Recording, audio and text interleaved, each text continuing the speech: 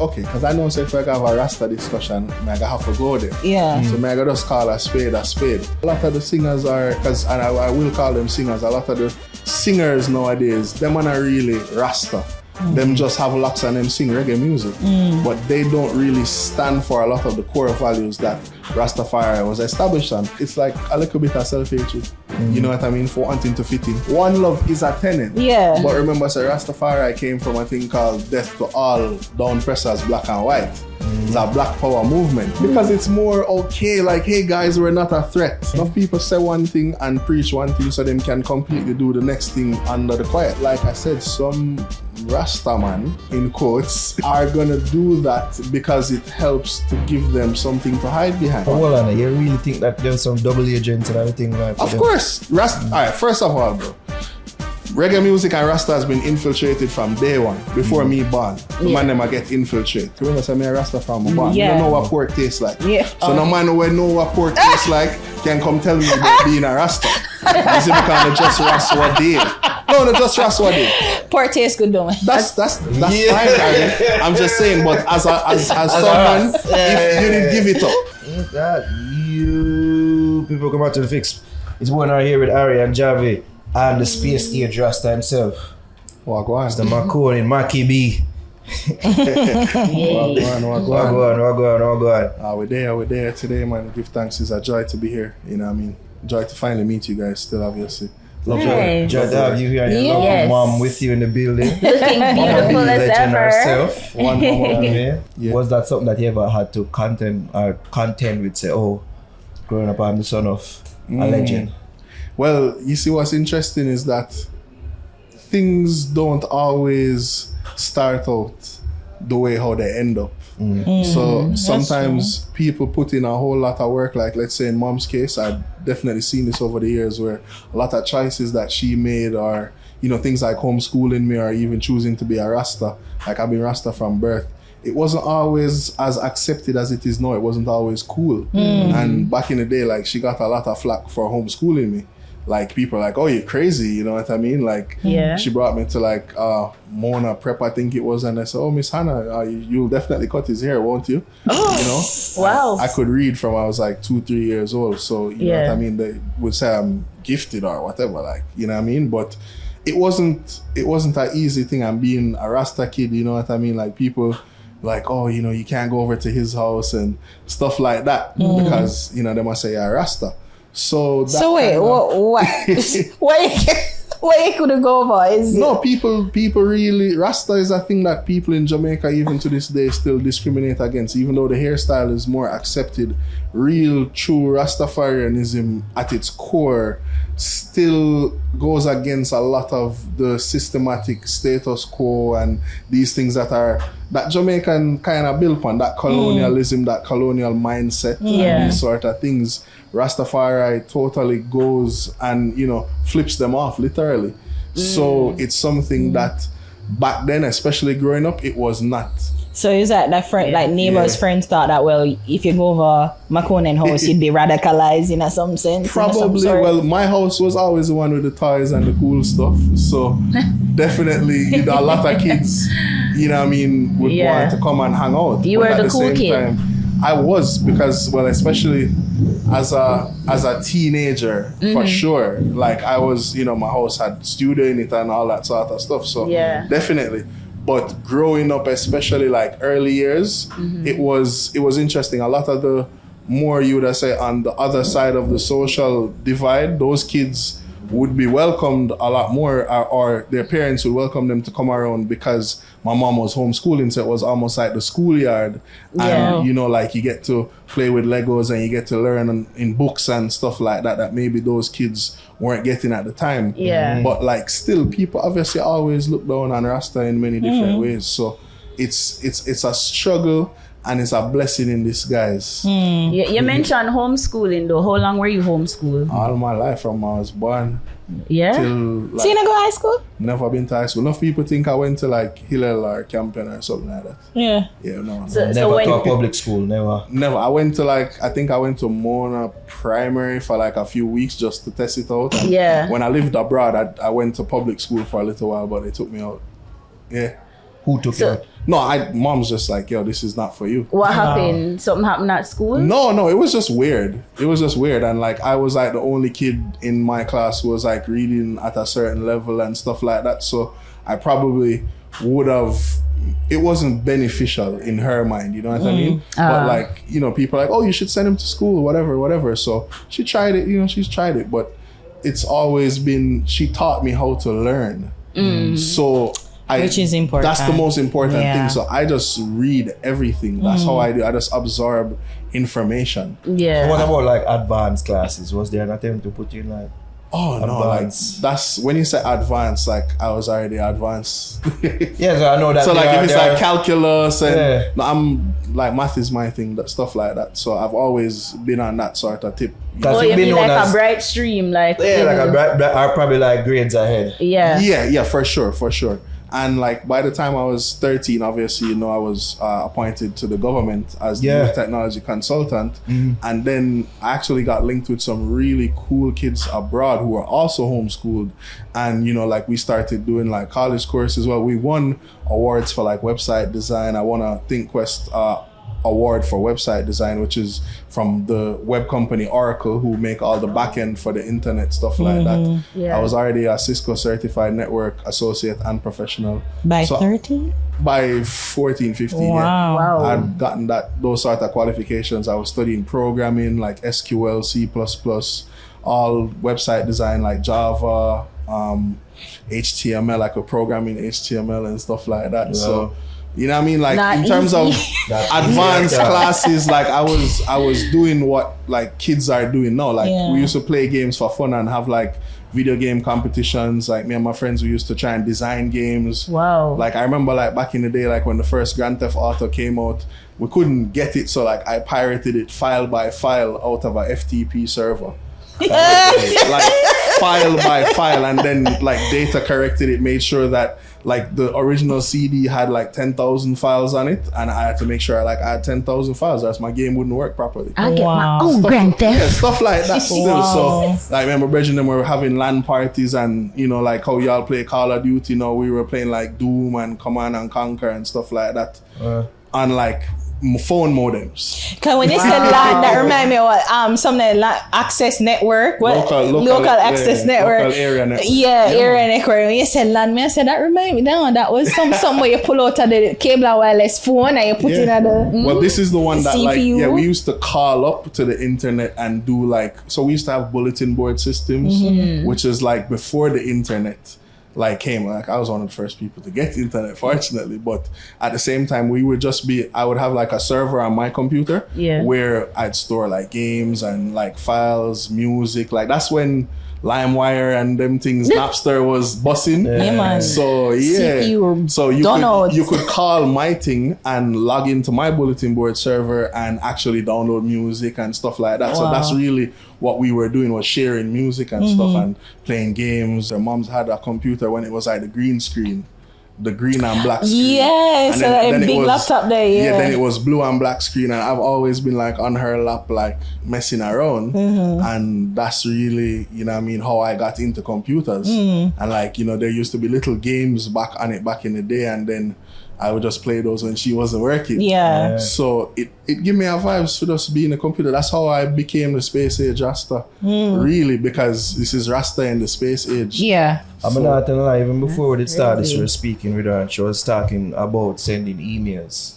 Or like she would send some emails. Like so easy. Not a lot of women her age talk about sending emails so easily. Well, I give you a joke. You know, moms can still build a website in a HTML. She learned how to program back then. So like, you know, she was ahead of the curve with that. And even most people her age can't even use a smartphone too tough. You have to give them you still have to help them with WhatsApp, like. Right. No. She attach email. Yo, trust me. How you send this? I can't. You get the call, right? You get the call, and you can't be miserable. You have to be patient. With them and tell them about group chats. How you don't know how to send this? No, you see. No, I would say like, you see, it's something with the elders. Remember I was watching the other day, I think it was KRS-One who said it. And it's like, if the young people work with the elders, we become faster. If the elders work with us, they become faster as well. So my mom's, she's just been around bare young people all the time. Like, she don't really even par with people her age, other than her like personal friends who she's known all her life. But most of her time is spent around me and my friends and like being around musicians and stuff like that. That's what she's been doing all, you know what I mean? How much would you put down to you being a kid genius at the time? Down to, I mean, you talk about how integral she was to your learning, but how much you'd say was down to that and just you and your mindset? Well, I was given that mindset and I kind of was allowed to run free with it, for want of a better word. And because of that, I just love certain things. And I love technology. That's always been my thing. That's even why I got into music, is because I realized you can make music on a computer.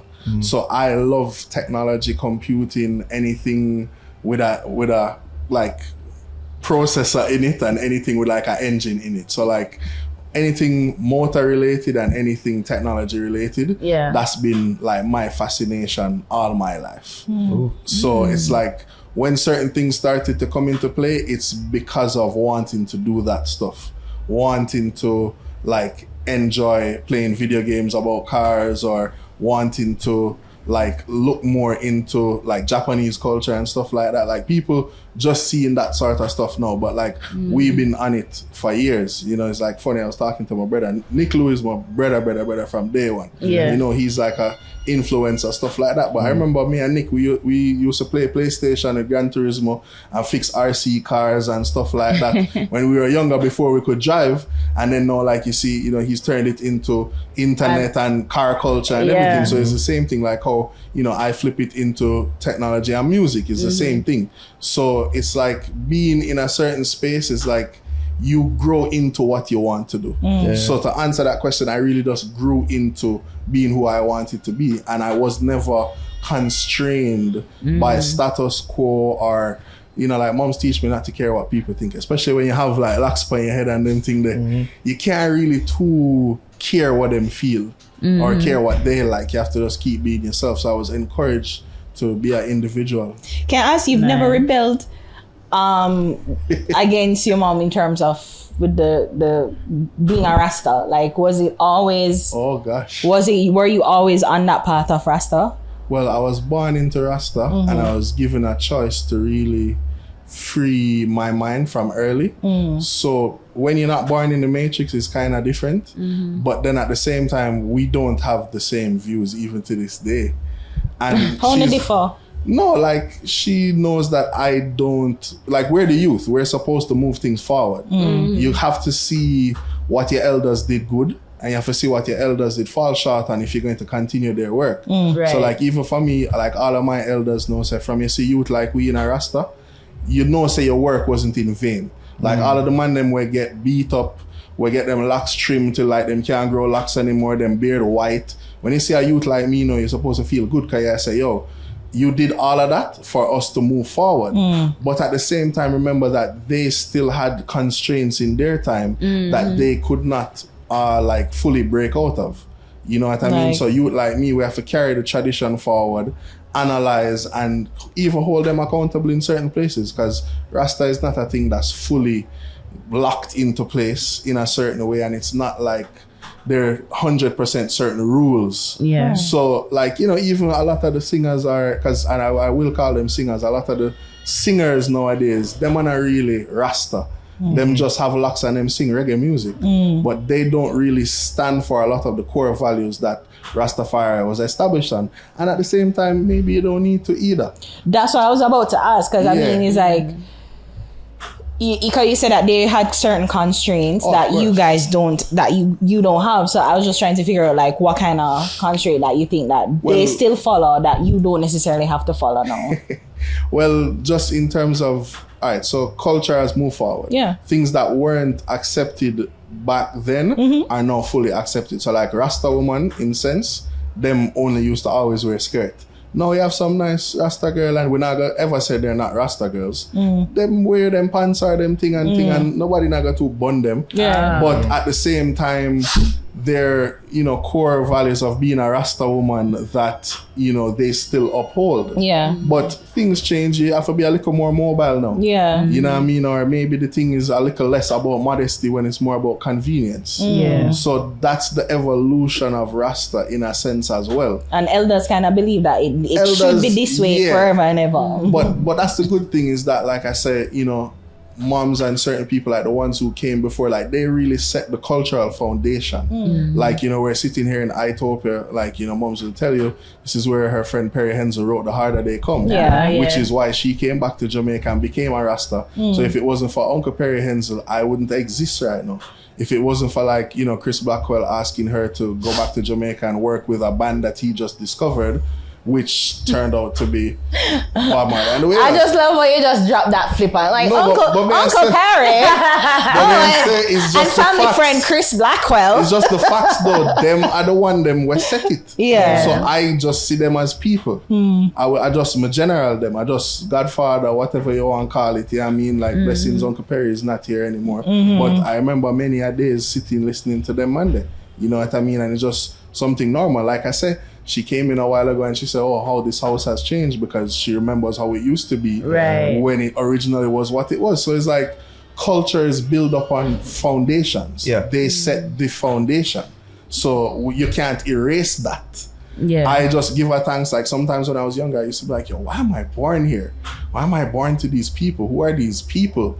And then like as you get older, you kind of figure it out and you're like, this is part of my greater good and purpose. Sort of like a bout of existentialism. Oh, of course. No, bro, I'll be honest, I go through that like all the time. But you see, as a human, you have to be able to like actualize and rationalize, go within yourself. So it's like, I'll be honest with you, bro, a lot of things like people say like in terms of regarding me or whatever, I don't take myself seriously. I don't care about that because I still have to put on my pants 1 foot at a time.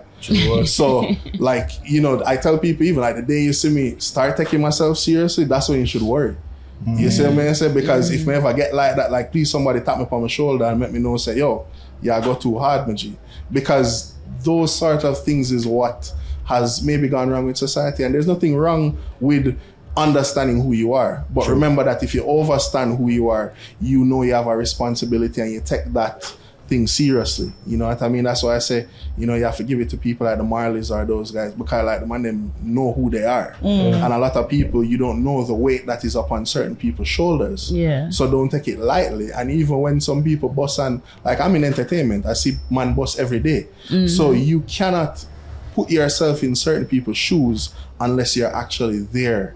You know what I mean? So it's like, it's something that you have to come to terms with, for want of a better overstanding. Earlier mentioned, that Rasta to this day still have a negative stigma attached.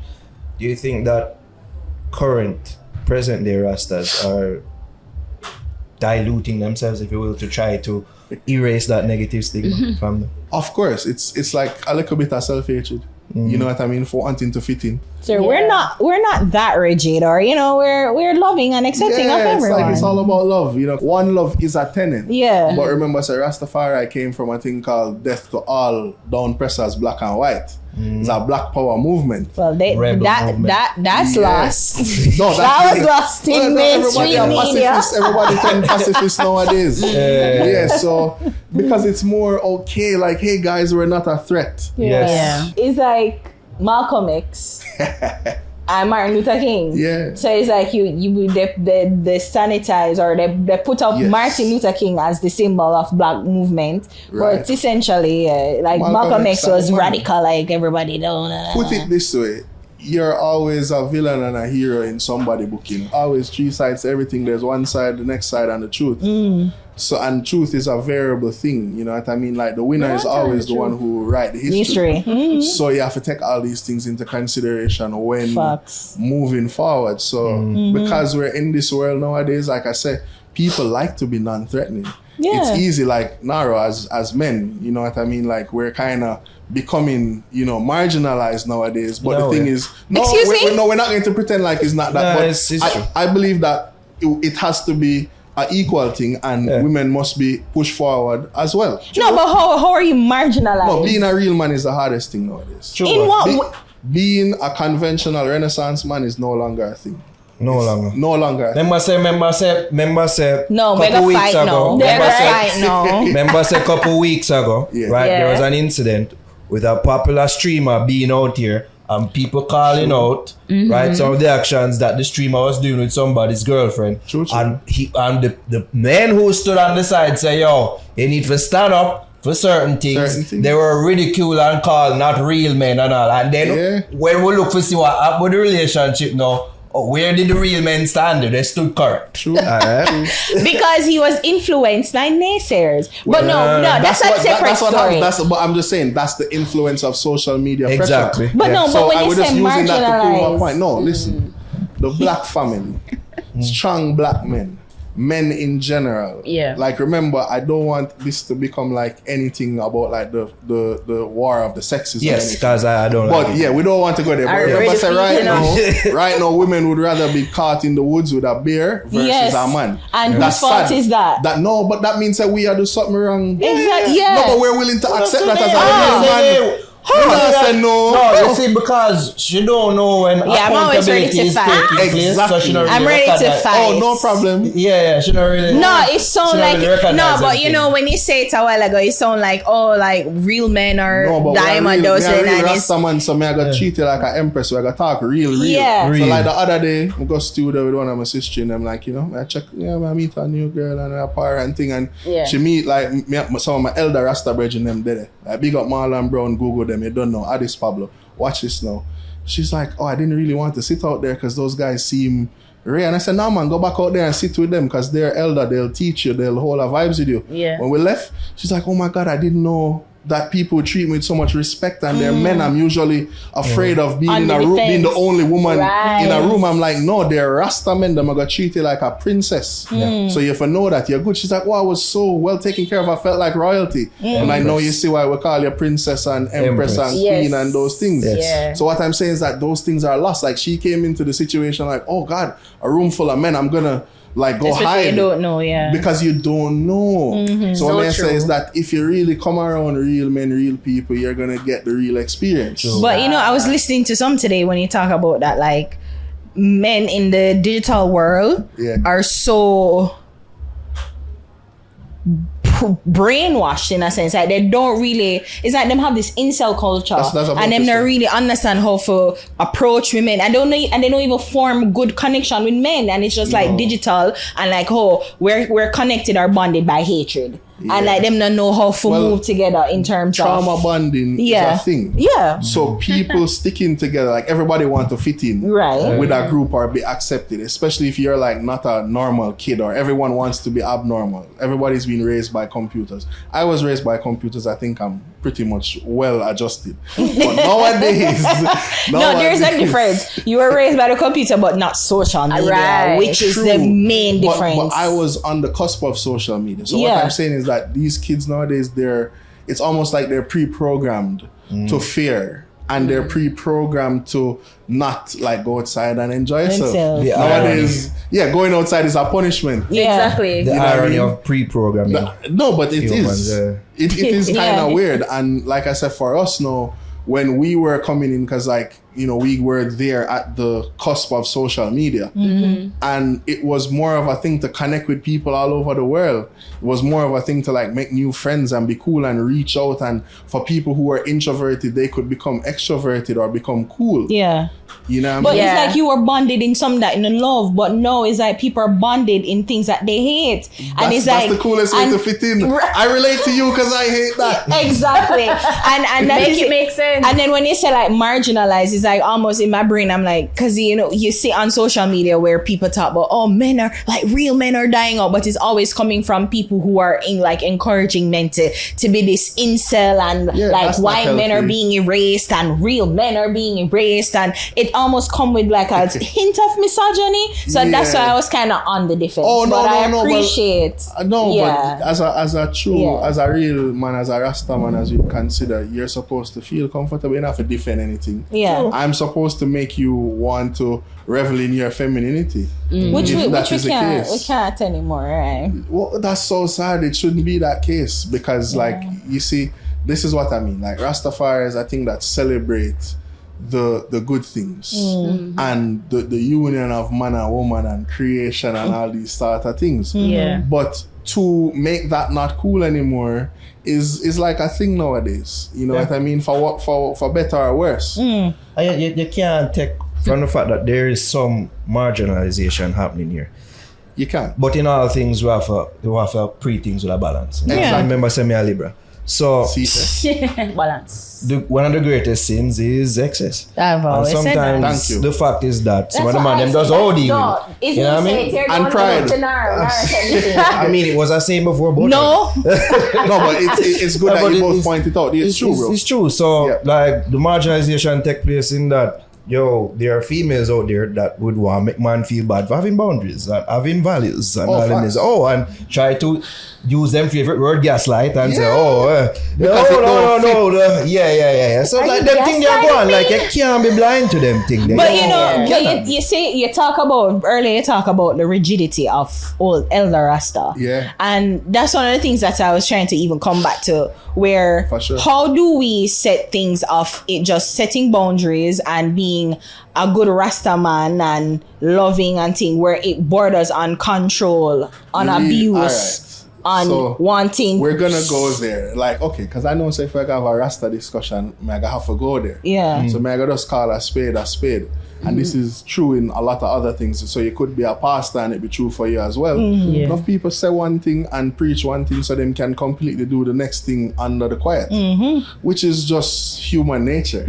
So it's something that, like I said, some Rastaman, in quotes, are gonna do that because it helps to give them something to hide behind. So they can express that narcissism and that control on the other side. But then the public view is of this personal virtue. Right. The same way you have enough pastor, then we do the same thing. No, don't even take out religiosity out. No, hear what? We're using people who try to be paradigms of virtue. Oh, okay. So a Rasta is usually a paradigm of virtue. That is something we must always remember, is that example was set. That's why we have the example of Emperor Haile Selassie, which is he set a blueprint for us in everything. And even to some degree in regards to the paradigm of virtue. Bob Marley. Of course. Of course, because Bob is a great example. And that's why artists and of youth follow in footsteps. And they follow it incorrectly. Because if you know, so let's use Bob as a great example. It's true. Great Gang himself was a great man in many ways, and he accepted all the other children that were in the relationship before he and Nana Rita came together, and they formed a great family structure with the ones that they created together as well. And even the ones that came after, as you know, Nana Rita was obviously greatly accepting of them, and including Mama Buka as well. So that's a constructive family structure. That's why there's no division within their family. It's just one order, one unity, and people will know until very well. 40 years later, the internet want divide. The internet wants to divide because they're trying to insert that same toxic culture that we have nowadays into the man legacy. That is why you have that problem. You see what I'm saying? So Bob is a paradigm of virtue, whether they like it or not. Whether they want to say whatever, or whether what is hidden or whatever, is still a man where set an example and him youth them come follow. So Makonnen, you're saying that a real man accepts another man's child? A real man accepts products of love. You understand what I'm saying? Love. Yeah, I'm looking at you now. I don't know about that. No, I don't know about that because guess what? We're gonna get into this whole Bobby's Bob Nara's now. Exactly. Nara don't have to accept the same thing. I don't. But it's love. He don't have the same. No, and it don't make me any less loving. It don't make you any less loving. Thank you, my brother. No, cause look at this now. As a lion, since we talk about animal kingdom for a second. When the first set of youth them and the new lion come in, he might go kill the rest of one them, you know. The ones that came before. And that's the animal kingdom. Yeah, you can study animal that. Kingdom thing, yeah. But what I'm saying is that we're human, so we have a choice of what we decide to accept, and it doesn't make you a better person or a worse person of what you decide to accept. Is your life, is your responsibilities, is what's on your shoulders. So nothing is a general thing that everybody must accept. It's called tolerance, it's called balance. So I'm just saying, like, you know, I'm a different kind of youth. Yeah, so you can't get me to accept something. So wait, Makonnen, you not accept my child? Boy, Ari, you see, you are somebody. Makonnen, what's happening? No, like, so watch it. See, because you're an influencer that I admire. It's one of those things, like maybe if me and you get into a certain level of bonding and such, I will say, well, you know, I'll be a good example to your child and your child bond with me and so forth. But if I come into a situation and your child is already predisposed against me on our relationship, then we don't have to. We just don't have to. It's one of those things. People say, you love the cow, so you have to love the calf. It don't really go so. These are just things that people say to justify things. You don't love my baby? Yeah, you know what I'm saying? Like, no, that's not my problem. It's not. You see me? And for all the men out there, Zine, we need to just stop seeing like some nice, beautiful girls out there and trying to tie them with children. And then it'd be like, yo, see my baby mother, that's so and like, it's just a thing. We are men, we like to show off. Like, yo, that's my baby mother, I can always get her, have a child with her. Yeah, that's sort of thing. We had that discussion earlier. So some man them out there, them have pitney just to say, yeah man, that woman they have my baby mother. Exactly. Not to say, yo, that like that's my son or that's my daughter. No, that's my baby. Thank you. Yeah, she want woman or just have. So this is just part of the new age toxic culture. It is what it is. You know what I mean? Like, we can't, like, I'm old fashioned and I'm proud of it in many different ways, and you still have to learn everything while going moving forward. Right. You have to decide what you accept, what you don't accept. Sure. So we are here to be understanding of everybody and their life. That's the only thing I will ever preach in this like one love thing, is that you must just always understand where somebody coming from. You don't have to accept them, you know, but just maybe put yourself in them shoes for a little bit. Exactly. And then you can get a better balance and know what. You're more accepting, right? Like as a younger Rasta and living in the digital world and connected and seeing so many people, like you're more. I am a statesman. I go many different places and sit in many rooms. I sit, you know, around the chalice, around the fireside, and I go and speak in the United Nations, and these sort of things are whatever. It's a complete balance. Right. And they know my views and they know where I'm coming from, and it don't mean say I hate somebody or I don't accept them.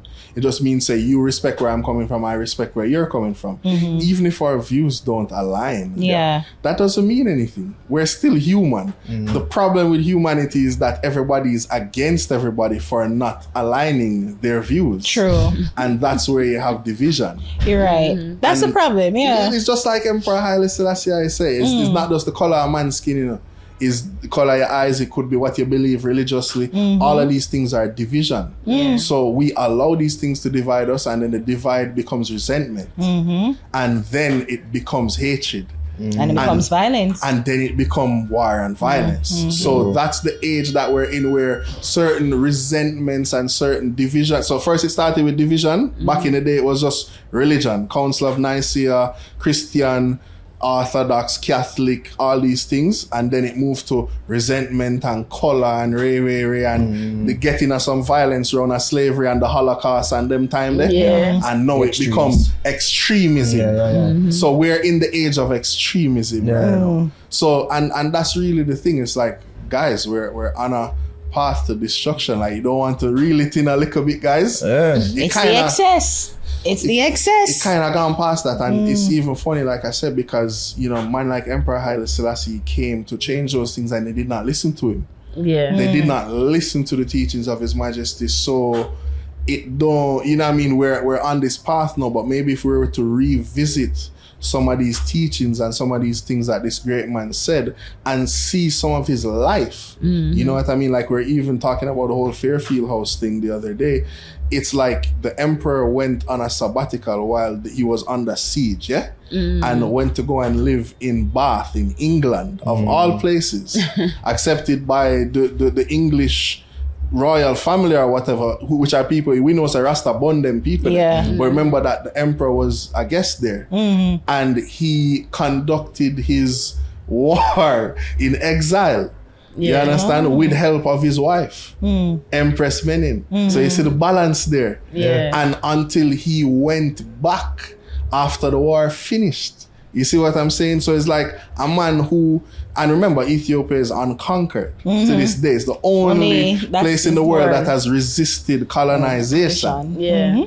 And the man went, I remember he addressed the League of Nations, which became the United Nations, all these great speeches, which these are things that I think the world didn't really take in. Yeah. You think it's because he come from an African black man? That may be the case, eh? Boy, it should have made it have more weight. But remember, like I said, he was one of the people, he chartered the League of Nations. So it's something that you should understand to this day, that it had a purpose, it was necessary. But we just don't choose to listen to those people. Like people write off Marcus Garvey as a madman. You know what I'm saying? Them say Malcolm X was an extremist and Martin Luther was the one because he watered it down a little bit. You accept him. But what I'm saying is that everything what those guys said, so we're talking back about foundation and seeing what the elders did, you have to know where you're coming from. And if we look at those things from a sensible point of view and said, okay, they made some sense, see how we can adapt it nowadays. Just so simple principles. It's like, we're not throwing away what the elders did, you know. We're literally just accepting it for what it was and seeing how these values can still apply. You know what I mean? We've gotten rid of empathy and replaced it with shame culture. These sort of things is what's happening nowadays. Whereas if we were to just, be a little bit more considerate, maybe, just maybe, we have a chance. You know what I mean? It's in our culture, it's in our music. We're Jamaicans. Just maybe. Like, we have the best culture on earth. Like, I'm not just because we're Jamaican, but we influence so much. True. So maybe we can be that catalyst for change. I have a very blessed brethren of mine, my brother Michael King. He says, if we change the frequency, we change the world.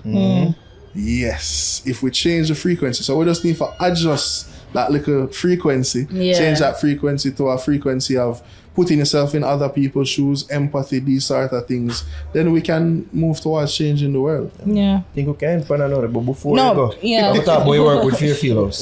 For sure. That's very important. And the work that you're doing right there. One of people don't know about Fairfield House. Tell them what it is, It's basically a spiritual home, in a sense. Yes, it is. For one Haile Selassie.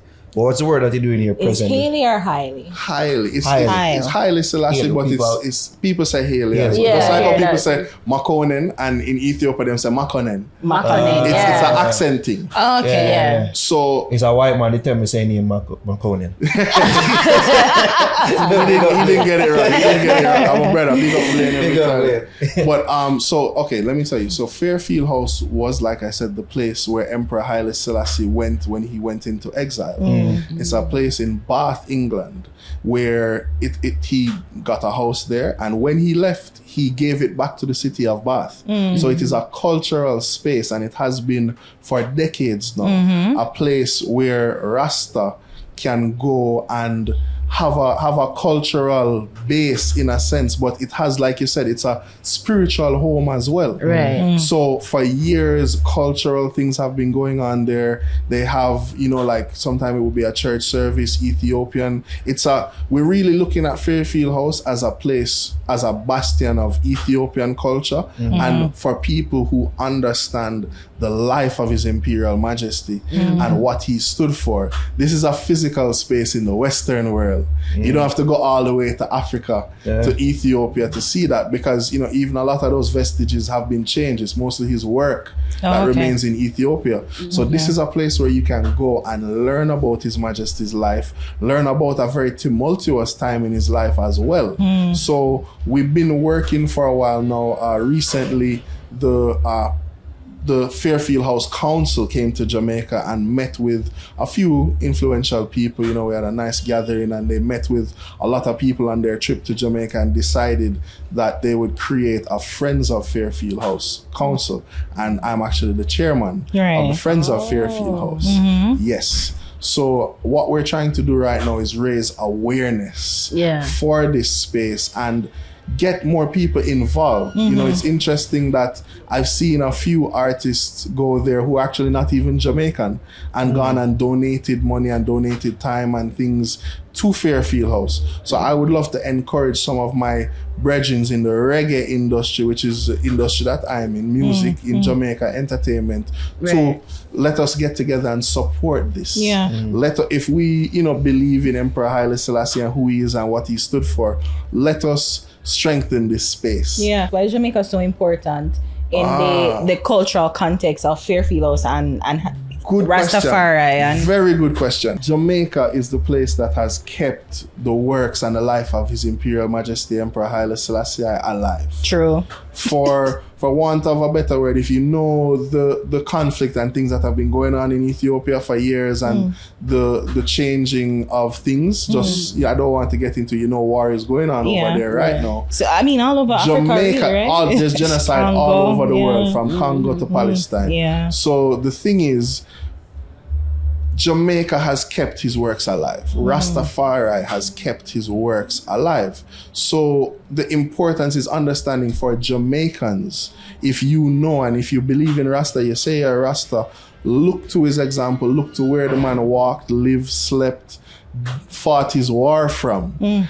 And take that into consideration. We're trying to let people understand that there's more. We Jamaicans have such a big role in the world and we don't even realize it. We don't even understand our impact on culture. And it's mainly because of the embracing of that man as well that we've been able to create this new form of culture, because reggae was created through Rastafari, as we know. We cannot ever deny that. Rastafari, His Imperial Majesty's name was Rastafari Makonnen. Yeah. Exactly, that's who I'm named after. So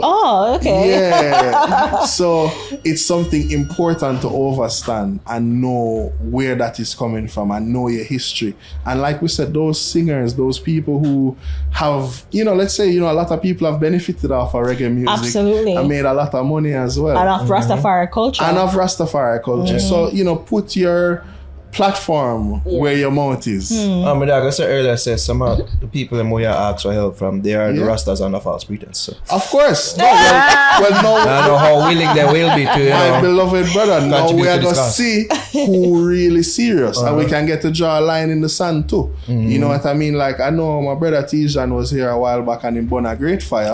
A big fire. A big fire. No, well, people I'm one of those. We for his fire money. No, I'm one of those. Me and him stand on the same grounds in many things. And we know all of those people and we work with all of them. Like, I've worked with most of these people and you can know who I've worked with and who I haven't worked with for under, you know, just literally like me know who really stand for what them stand for. And it's not a call out thing. It's just a thing like you can know who actually put in the work and actually believes in the tenets of Rastafari and are not just trying to water it down.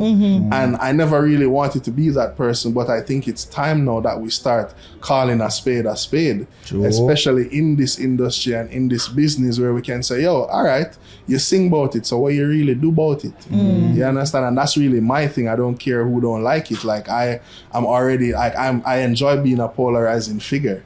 You understand? I like when, you know, I walk into a room and somebody, the good feel better and the bad feel worse. Me and that brother there. No, I stand on it. Because what you gonna do? You can't do anything to trouble me. Like, you know, say our thing different. You know, say a judgment yard with thing there. You know, say it's worldwide. No, I'd stand on that. You know what I'm saying? Like Sizzla with General. The only people that me really give certain love and respect to is the Marleys, is Sizzla, is Buju, and Capitan. That's it. Everything after that, the whole of we grow, like, remember say me a Rasta from my barn. You don't know what pork tastes like. So no man who know what pork tastes like can come tell me about being a Rasta. You see me kind of just Rasta what day. No, just Rasta what day. Pork tastes good though. That's fine, Aaron. I'm just saying, but as someone, if you didn't give it up. So you know what it's like. Your mother used to rub some bacon grease around your mouth and things. So no, you come sing about certain things, fine, I accept it. But remember that there are a lot of people nowadays who are as we would say, there's a new word for it. Like these people who they're pretending to be cultural, but they come from trust fund. It's called Rastafarians. It's a big thing in America. That's the first time I'm hearing that phrase. It's a new thing, Rastafarians. And there's a lot of woke people who go around pretending like they're about that. But they need activism. But it's just this new age hippieism, and enough of them can call them father for money and all them sort of thing there. Really? Yeah, no, it's a big thing in America. About Rastafarians. And you have all these sort of, and it's infiltrated the culture. Yeah. See, back in the day, like mums them time, when somebody used to rebel and turn Rasta, even up until recently, up until this new age, right? When somebody would turn Rasta, it's like them get ostracized from their family. We know enough youth bigger than me, we watch them come from some big family and them turn Rasta, them parents kick them out. And now it's like the parents see the grandchildren, and you know, maybe that guy turned into a reggae artist who was successful, and they're so accepting now.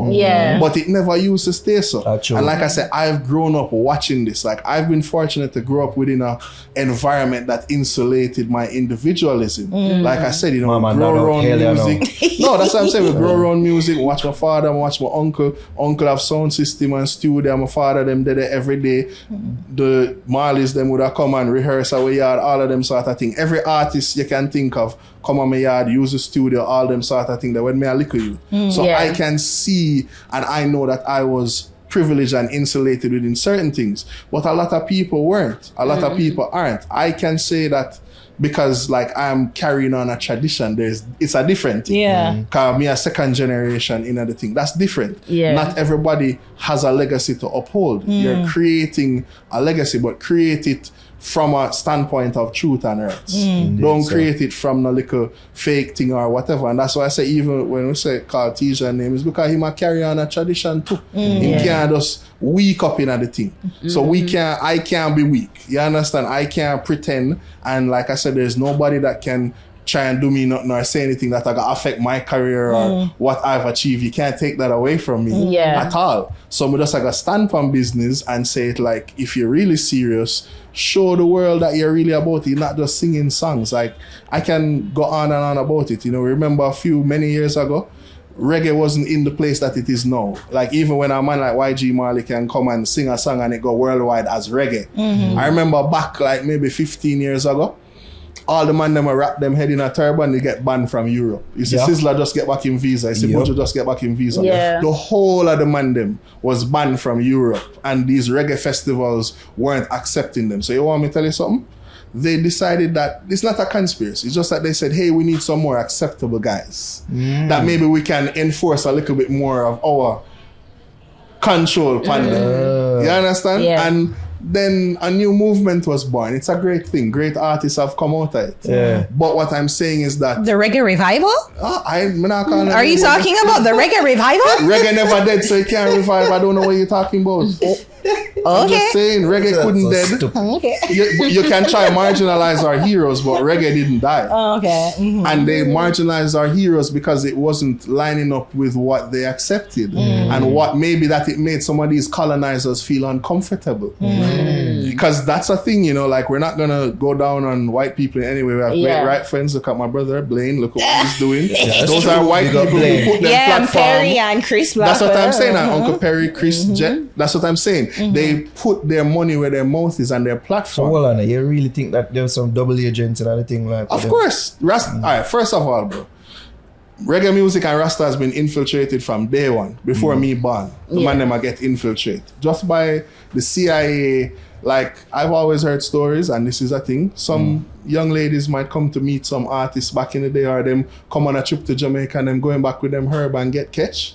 And you know the feds work. Feds say, hey, you got to come do some work for us. So, you know, these young ladies were repurposed and sent back into the industry to sow whatever they were there to sow. And remember saying nowadays you don't have to be so direct to cause problems. Now you can use the internet. Now you can direct people in a different way. So you have to understand, say, it's a spiritual warfare we're fighting, first and foremost. And remember, say, these things are much more covert nowadays. So this influence can be just simple as denial of visas and stuff like that. So like I say, you have great man like Buju, you have great man like Sizzla, all these people where get marginalized because their views don't align with certain people.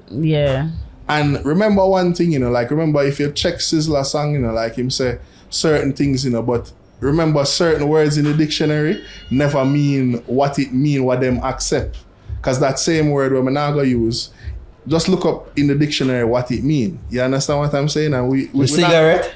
No, well, in the dictionary it means caramelized onion. All I'm saying is that things have different meaning in the Webster's dictionary. Yeah. Mm-hmm. And what I'm saying is that when a man use proper English in his music, you might think says you him a talk about, but Anna you him a talk about.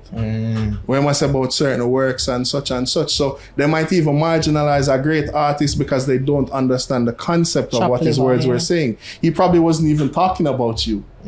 But you then took it upon your head to marginalize this man and try to destroy his bastion of virtue when he wasn't even doing that. He's just standing for something.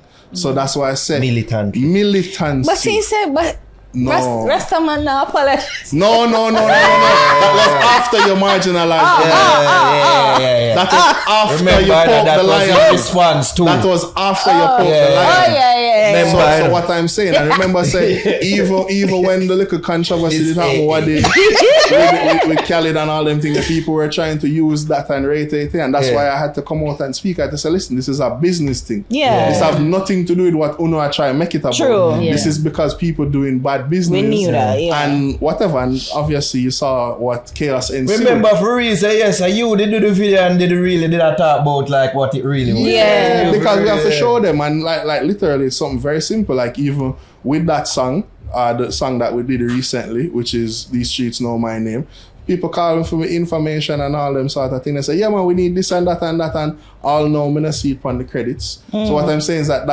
that's become a pattern now. So that's still not sorted. That's still not sorted. Wow. Yeah, but that's what I'm saying. That's just the game. That's the business. So when people like us stand on business, people have a problem with that. And then gaslighting to think you're a bad person. See, gaslighting in your favor. You can't, listen, me are one of them people, you can't gaslight me. And no matter how you try to marginalize what we do, the truth will always come forward. True. You just have to end up looking like a man in the process. But remember, say we don't care in a car, them used to call Rasta Black Heart Man and all these things. We done. Remember, say, like I told you earlier before we started, all the things you thought was a conspiracy theory like 5 years ago have become reality. Right? So all these things will become vindicated in time. Just give it time. It might not be in our lifetime, but things that are maybe not accepted, they will be vindicated. And you can count on it. But there's them time they don't want their own. They're vindicated. We just see certain things like you do and to say, yeah, that's what happening. They don't want their own to see that. Yeah, right? Sometimes you don't even have their own, because remember say, God not sleep and time longer than rope. True. Always remember that. And then if you want to say karma is a so and so, that also factor into it. It's so funny. I always say, I know God can't make me no profit. Because I'm going to be like Jonah, but instead of like actually saying, all right, God, I'll do it, me I'm going to make the whale swallow me, digest me. So what do you think you're doing right now? No, well. As in, remember, say, do something where... Alright, so me I go put the thing on now, because I'm the son of a journalist, so I'm put the thing on you. Cool. Don't y'all see the work that y'all doing and how it has impacted the culture? But go put it back to you. Do you see that? I am saying that. I'm definitely saying that. Well, it's true, because people...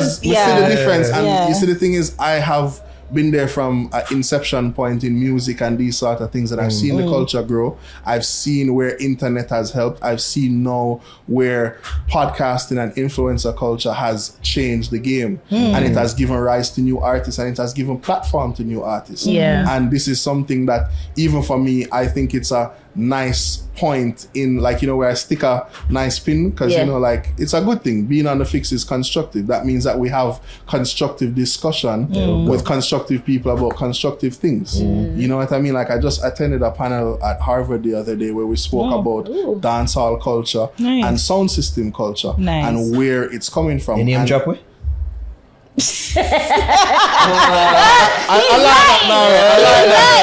like that. But I mentioned stuff like this where you see the change in the culture. You understand what I'm saying? And the advent of podcasting and culture and things like this. So what I'm saying is that it's a good watermark moving forward. You see what I'm saying? And anything that's being done that gives a constructive light to things and sheds light and give people a platform is something that I support. So I wouldn't be here if I didn't support your platform. Yes. Because I'm a very, like, me not like the interview, me not to do them sort of thing. If you're a friend with Tijan. I the same thing with Tijan too. Yeah, we not do this for the clout. And like I said, it's only because Blaine said, yo, listen, we have to raise awareness. That's really why I'm here. And I know, say, as much as I would try to even talk about certain things, it still would have turned upon me because of that same understanding of being a polarized. That's why I said, any day you see me start taking myself too serious, then you can't worry. But as long as I stay this person and I am introspective and I see everyone for who they are, we're good. Because we're not going to make that get to me. Right. And that is something we must always do. Like, I remember many years ago, one of my other friends came from Harvard and he was studying the psychology of music, and he used Jamaica as a big example. He said, Makonnen, a lot of these guys don't know where their character ends. I mean, where their personality ends and their character begins. So, like, let's say a man like Ellie, for instance. Ellie lives in Elephant Man world at all times. It's a crazy, colorful world. I'm saying, and most of these artists live in a certain mode all the time. Right? But like, you have Capleton, who is Capleton, and sometimes might be Clifton Bailey. And like, even Sizzla is my beloved brother, one of my best friends and big brother, but I deal with Miguel and I at times deal with Sizzla. There's a difference, you understand? And he might deal with Makonnen, him not deal with Space Age Rasta. When it is Sizzla and Space Age Rasta, it's a different thing. Versus when it's Makonnen and Miguel, it's Maka talk. There's a difference, you understand? And you have to know how to be that as well. And a lot of these people, them lose sight, like a youth we might just turn 18 and him become a star and him sitting down in this chair. It's like you must say, yo, I eat this now, you know? And him get stuck in that mode of being that person, and maybe him don't know how to sit back down within himself and say, okay, I am so and so. When he goes back into himself, like sometimes him don't know whether to differentiate or keep it turned on at all times. So then him start get wild in himself and maybe him lose sight of maybe what he started out doing or maybe what his dream of being an artist was. So what does I say? You have to understand the psychological side of everything when you're approaching these things. And just remember, put yourself in other people's shoes. You know what I mean? Like we can go on forever. It's music, you see me, it's entertainment, it's life. But I mean, I say we have a duty as those with a platform, like those of influence, so like take that seriously. Take your purpose seriously. Don't take yourself seriously. That's really what it is at the end of the day. So even for you guys, I leave that with you. Just, you know what I mean, understand the weight that's on your shoulders too, and be accountable and be constructive. Trust me, them have only power weight on them shoulders. It's actually my belly, but whatever. Nothing wrong. But that's why I said these are the things that we live. These are the principles. This is the balance. This is Rastafari. This is Rasta in the space age. That's why me there, that's what I stand for. And that's what I have to left on with as best as possible. Yes. Anything you want people know about what you're doing with Fairfield House? Like I said, any other project you want them know about? All right. Well, first of all, definitely want to big up the whole fam at Fairfield House. Brother William, Mama Pauline, the whole staff, everyone is there. Blessings to the elders who have, worked and passed, and their work still stands, first of all. Blessings to Mama B, Barbara Blake-Hanna, who is actually the cultural ambassador for Fairfield House and the work that she's doing as well. Blessings to Brother Blaine, who is part of the whole council as well, and the work that he's doing. And we'd like to obviously give blessings in the name of His Imperial Majesty Emperor Haile Selassie, Rastafarians, in all aspects. All the elders who came before, who understand and cite the divinity of His Imperial Majesty Emperor Haile Selassie, know that your work was never in vain. All the ones that suffer, all the ones that were massacred, all the youths that are working right now to do something good, all the ones that believe in truth and rights and goodness and righteousness. That's my main thing. And if you're going to plug anything, just continue to watch out for good music. You know, Sizzla Kalonji they're on tour right now, just the BIT weekend, as you know. You know what I mean? About to do a nice tour. You get back in your visa. You get back the visa. They when they do it here locally. Exactly. That was an experience. Yeah, so big up my general Sizzla Kalonji, always my brother Miguel for supporting and being an artist that actually put in platform where mouth is and believe and sing and live it at the same time, as you see. He has made a lot of sacrifice. No, he makes so I've seen it with my own two eyes. And if you ever get some time, come up to Judgment Yard. Come on. Is that an invite? No, it's an invite, and you can come and broadcast.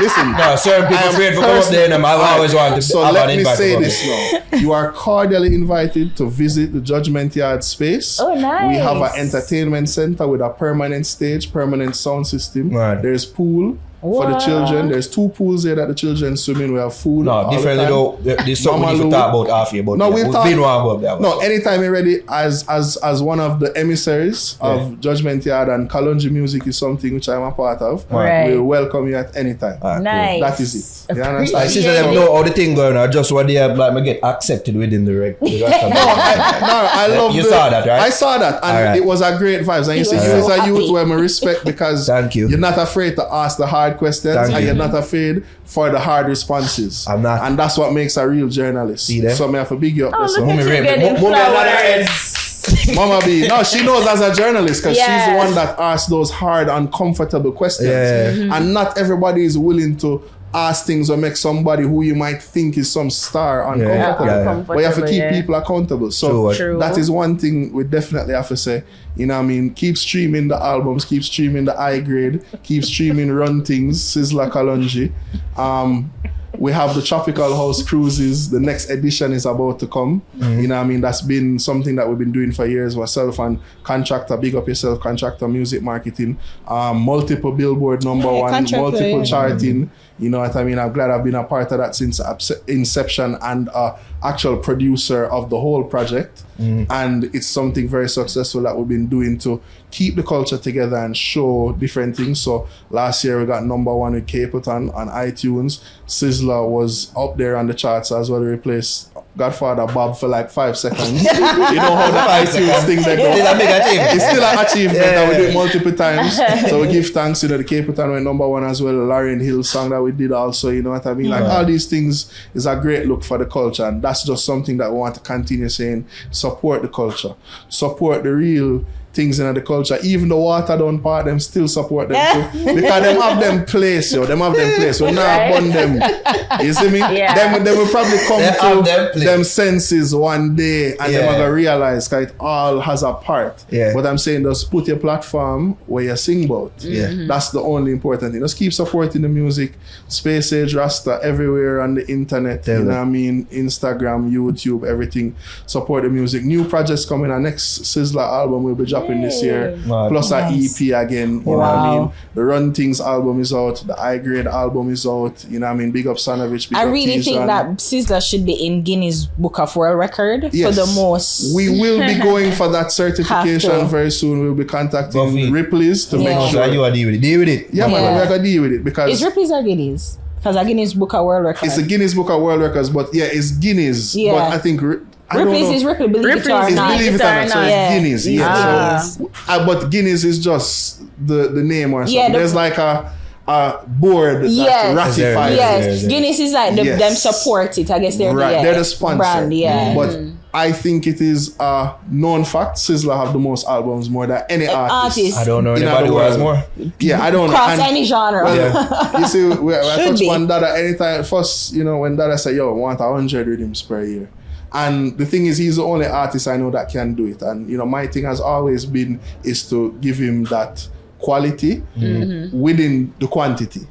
Because it's not easy for artists to create at that level. No. Like, literally, I've seen this man come my yard, sit down and voice an album in 24 hours. See, like, full writing, everything right, every song, no miss, no joke, no nothing. Our one, I don't know if because we more indoctrinated with dancer, we always talk about cartel work ethic, but Sizzla work ethic needs to be talked about. I can speak for both of them because I've worked with both of them as much as, and I think they're very much on par. And I think, like I said, Sizzla work ethic was already there before cartel became prolific.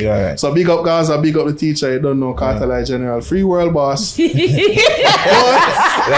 Sizzla and my general. So and we have to accept that he's a man who set it, and I think probably even cartel will say so himself. If you ask the G, I mean, Sizzla came before, and he's somebody that set that ability to create that amount of music with quality. That's something that you have to always give him credit for. And like I said, I've seen it time upon time again. I have like about over 200 songs with him right now upon one hard drive. Wow. Yeah, serious. So you're gonna get music on top of music on top of music. This year alone, we have so much great collaborations slated. I know Sizzla is somebody who discover a lot of new artists. Recently, like I say, you know, he's somebody, as you saw the song with him and Tijan, put it out there upon a level. He introduced me to a little youth the other day named Fuego 8FP from Grand Spend. Like literally, man come back to me and say, yo, that artist I embodying you for voice him. I say, what that? And then listen to youth music and I say, no, that youth are bad. So, you know, big up 8FP, big up Fuego, The Trench, you know what I mean? That is it. Like these sort of artists, Sizzla is somebody where I see him bring enough artists forward, even though like a lot of people might say Bounty is a man where he's known for that. But indirectly, like Sizzla is a man who push out a lot of you, like even you look on Jack Yor and certain people, you understand? Even I've been there, you know, like him and Chronics and stuff like him and Popcorn. You know what I mean? He's somebody who support talent where he believe in it. So I can definitely say from an insider perspective, I've seen him support and strengthen youths that he believes in. And there's a lot new talent that I've seen him uncover, and they're going to be amazing, you know what I mean? And even big up Meleku, his son, that are one of the most talented youth I know. Like he's the heir, I call him the heir to the throne, and he's definitely carrying on that legacy right now. Facts. So you know what I mean? There's a lot of great things. I think like couple songs listen with him, right now I'm just listen Don Carleon new rhythm we're about for drop. Bad. Him have one of the baddest songs. Okay.